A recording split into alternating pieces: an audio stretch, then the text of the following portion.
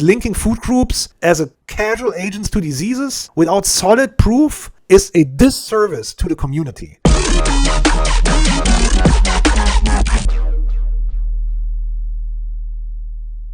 Hey, welcome back, and today we are going to fact check again. So this is a science or not. Not just because I finally can nerd out again, that's definitely part of it, but I also want this to be educational for you, right? And like always, we're all friends. We do those videos to learn the facts, and more importantly, I want you to learn to think critically. And besides that, I might comment here and there on underlying issues and mechanisms of misinformation, especially if it comes in a pattern. And that's the case with Dr. BERG, unfortunately. I want to say I truly think Dr. BERG means very well, and I also think he believes in the things that he says.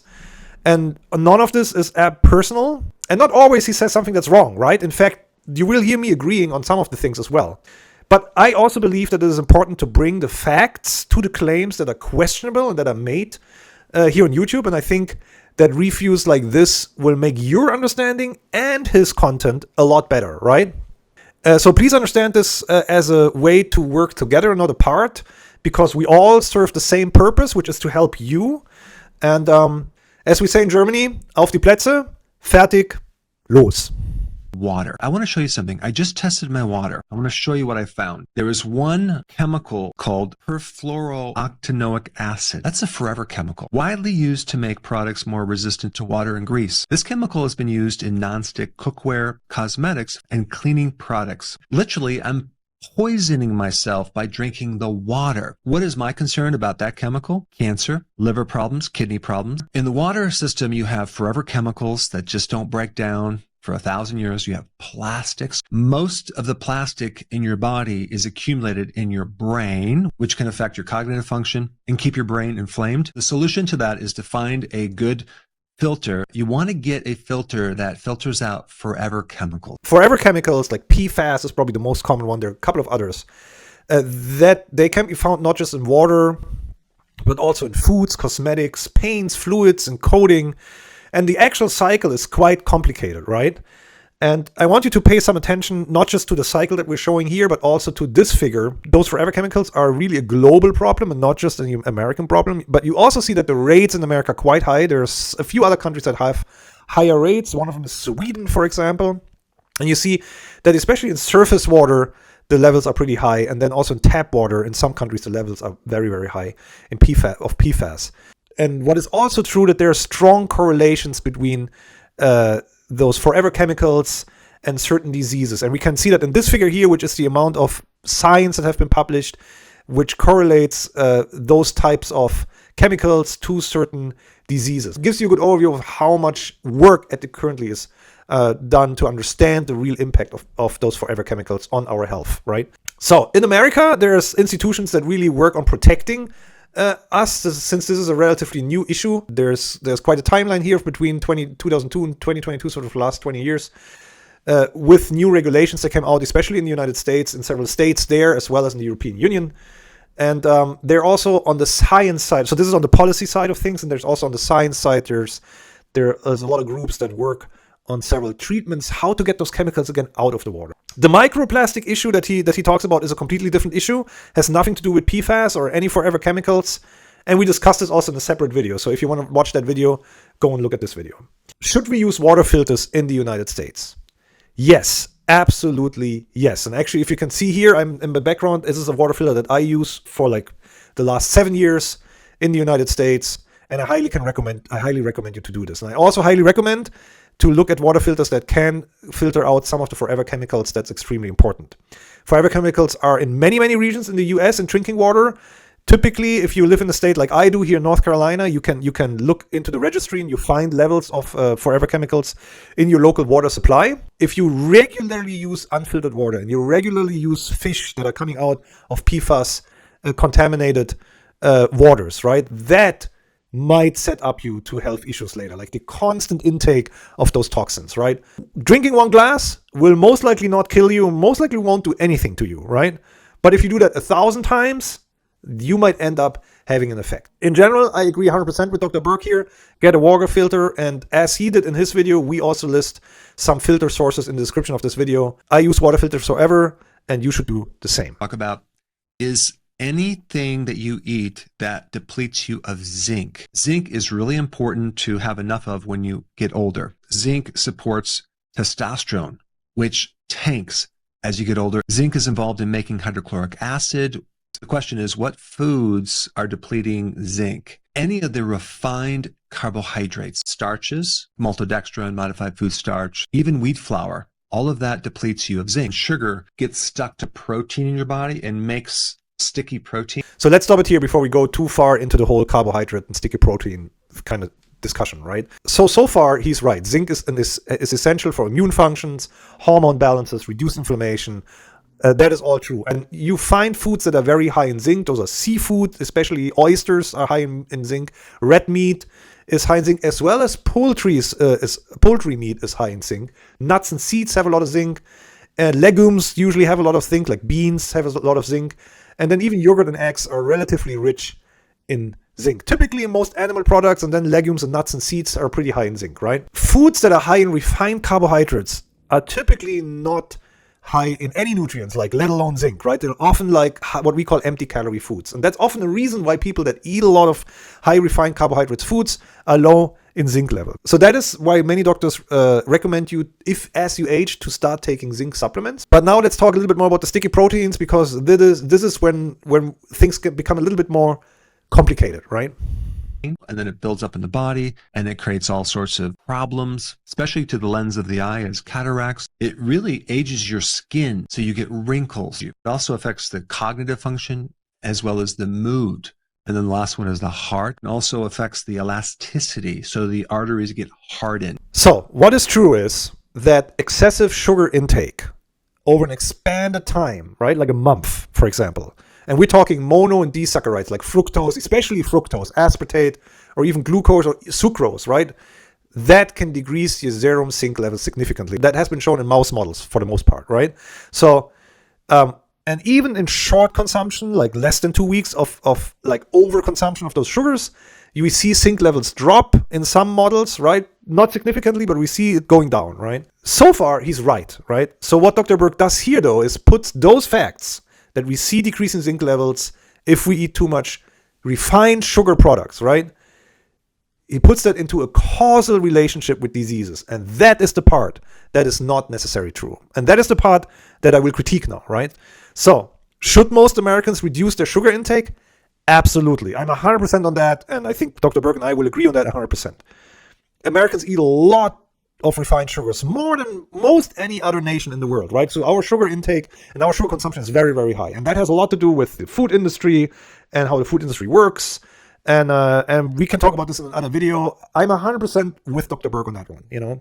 So you have to be extremely cautious, especially if you live here in the United States, because a lot of the foods contain refined sugars. Overconsumption of refined sugars can have a lot of negative effects, and it's related to a lot of diseases, right? We know that, like, you know, obesity, diabetes, etc. None of that has necessarily to do with depleting zinc levels, right? So that causation is not shown yet. You should have a healthy diet that works for you, and that includes most likely a significant reduction of your refined sugar intake. If you eat healthy, if you treat your body right, you know, is it going to kill you if you eat a cookie every once in a while? Absolutely not, right? So instead of being afraid of sugar, you should develop a healthy relationship with sugary foods, out of a lot of reasons, and zinc is not necessarily one of them. Another food, if you want to call it that, that ages you is seed oils. Seed oils tend to get stored in your membranes, and all the cells, they start to replace your membranes in your brain and your nervous system. And it takes like 1.5 years to get it out once you stop eating these seed oils. But you don't want these industrial, refined, rancid fats being stored in your membranes. And they create inflammation of your brain. It's in all the deep fried foods. It's in a lot of the junk foods. But do not cook with it. Use butter, tallow, lard, or olive oil. And consume a lot of fish oil to replace that lower quality fat. All right, so seed oils. I made an entire video on seed oils, so I don't want to go too much into the details here. But what Dr. Berg says here is a grotesque oversimplification for once. And a good example is what I mean when I talk about creating that type of food fear if science is taken out of context, right? So there are two classes of essential fatty acids, right? Essential means those are the acids that we need but that we can produce. The ones that are essential and that can't be synthesized by our body, but that we need for cell membrane integrity are omega-3 and omega-6 fatty acids, or the polyunsaturated fatty acids, the PFAS, right? Those acids are extremely important for brain, structural lipids, retina, cortex, sperm, you name it, right? And while it is true that the fats in our cell membranes, which we need fats in our cell membranes, they are replaced, and the origin of that replacement is often the fats that we take in with our diet. Seed oils can be a very good source for both omega-6 and omega-3 polyunsaturated fatty acids, right? Balancing your unsaturated fatty acids, right? That's the best health approach. You can look at the profile of an olive oil. You can look at the profile of a canola oil. One is a seed oil. The other one is the healthiest oil on the planet, right? Arguably. They're not that much difference, right? There are omega-6 and omega-3 fatty acids in both. There are omega-9 fatty acids in both. There is a certain amount of saturated fats in both, right? The second point is linking seed oil consumption with increased risk of cancer or brain damage are completely unfounded risks, right? Calling seed oils low quality and lard high quality, those are also not scientific terms, right? The fat profile of lard is very different from that of most seed oils, and most nutritionists would probably agree that you shouldn't over-consume any of those, right? Be it the seed oil or be it lard. That is, at the best, in my opinion, willful misinterpretation of where science is at the moment when it comes to the impact of seed oils on your health, right? If anything, I would say we probably need more science to find out the truth. You shouldn't be afraid of seed oils. You should develop a balanced diet approach that includes all types of fats, including omega-6 fatty acids and omega-3 fatty acids. And that is the best way to go. To avoid is the refined soy products, especially the soy protein isolates. It's in a lot of protein bars. It's very refined, but it's not that clean, because we don't know this for sure, but there's reports that there's residue of hexane, because in order to make that, you have to use a solvent, and you don't want to be consuming such a refined, unnatural protein. When I was in practice, a lot of people were doing ideal protein. I noticed when they lost weight, they also looked really old and unhealthy and dried out. Their hair was bad and brittle and breaking. Their skin looked older. They had a lot of gallbladder, liver problems. I really think it was that soy protein isolate. You maybe want to take a vitamin K2 supplement. You might need to take a supplement. I recommend magnesium glycinate. You want to try to get it in a powder because it's easier to... Okay, so this is my last comment for today. And this is very similar to the seed oil comment, really. So soy proteins are actually considered a high-quality protein source, right? Yes, they're processed foods. And no, they don't have an effect on your cholesterol level or cancer development. They might be even beneficial when it comes to cardiovascular issues.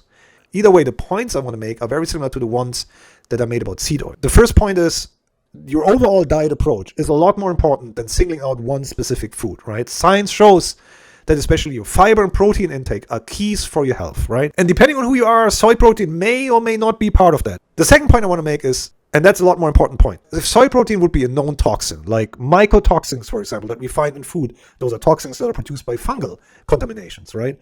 Or pesticide residues, or heavy metals, like the things that we actually find in food that are toxic, right?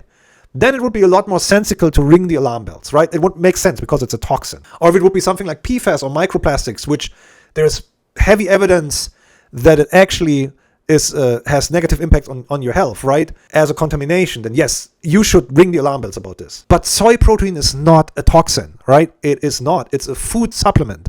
And in fact, if it's incorporated in a food product, which it often is, then it is also highly regulated. Statements like this are just wrong, right? Linking food groups as a casual agents to diseases without solid proof is a disservice to the community. No matter how much you think this is correct, no matter how much you believe you're right, if there is no solid, unequivocal proof of your claims, then all you do is you engage in food fear. And everyone only has that much energy and attention span in their lives, and you run the risk that your unfounded claims take away the attention from the much more important things that we know are dangerous, like foodborne illnesses or mycotoxins or pesticide residues or heavy metals, like all the things we know are a problem, right? So the third point is recommending nutritional supplements, right? In the same breath, like you're talking about soy proteins as something bad. Everyone, please pay attention to this. This is really important. Nutritional supplements in the United States are not regulated like foods, right? They're not regulated